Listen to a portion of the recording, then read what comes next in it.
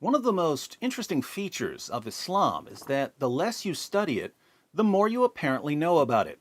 Politicians and reporters who show, by the ridiculous things they say about Islam, that they've never read a single word of anything remotely resembling an authentic Muslim source are nevertheless experts on the topic of Islam.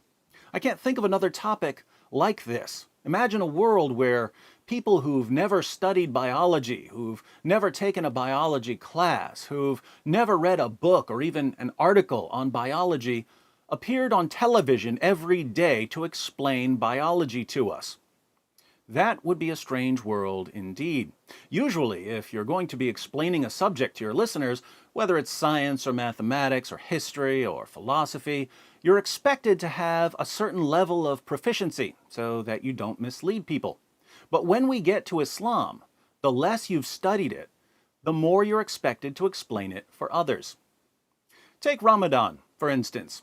I've spent years studying Islam's most trusted sources. So when Ramadan was starting, as politicians and reporters were busy telling us that Ramadan is a month of peace, charity, and personal reflection, I warned everyone about the imminent Ramadan Bombathon.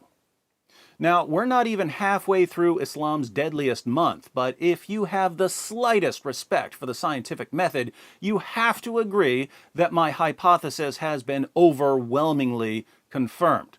We've seen bombings and terrorist attacks across the Muslim world and even outside the Muslim world. And just today, Reuters reports, suicide bombers and gunmen attacked Iran's parliament and the mausoleum of Ayatollah Khamenei in Tehran on Wednesday morning, killing at least 12 people in a twin assault at the heart of the Islamic Republic, Iranian officials and media said. Islamic State claimed responsibility and released a video purporting to show gunmen inside the parliament building and one body, apparently dead, on the floor. Attackers dressed as women burst through Parliament's main entrance in central Tehran, Deputy Interior Minister Mohammad Hossein Zolfagari said, according to the semi-official Tasnim news agency. One of them detonated a suicide vest in the parliament, he said. About 5 hours after the first reports, Iranian media said 4 people who had attacked Parliament were dead and the incident was over. Soon after the assault on Parliament, another bomber detonated a suicide vest near the shrine of the Republic's revered founder, Ayatollah Khamenei, a few kilometers south of the city, Zolfagari said, according to Tasnim. A second attacker was shot dead, he said. The shrine is a main destination for tourists and religious pilgrims. The terrorists had explosives strapped to them and suddenly entered the shrine and started to shoot around, said the shrine's overseer, Muhammad Ali Ansari. The intelligence ministry said security forces had arrested another terrorist team planning a third attack without giving further details. This is the point when we're all supposed to recall that fighting is forbidden during the month of Ramadan, which means that the jihadis who are launching these attacks every single day aren't real Muslims. That's what our leaders and our journalists tell us. There's just one small problem with their claim that Ramadan is a month of peace and tolerance. His name is Muhammad. Sahih Muslim 2604. It was narrated from Ibn Abbas that the Messenger of Allah set out during Ramadan to conquer Mecca. During Ramadan? Is this a misprint? We need a second opinion. Sahih al-Bukhari, 4276. Narrated Ibn Abbas, the Prophet left Al-Madinah for Mecca in the company of 10,000 Muslim warriors in the month of Ramadan.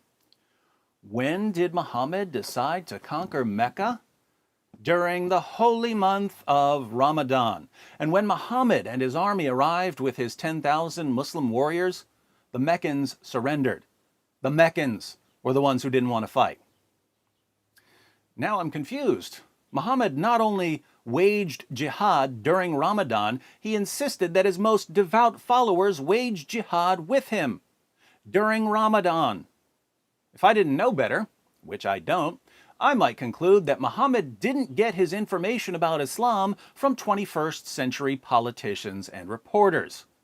And guess what? Neither do Muslims. It's Ramadan. I guess I'll go to Prime Minister Justin Trudeau to find out what I should do. Said no jihadi ever. Jihadis don't get their information about Islam from Western politicians and journalists.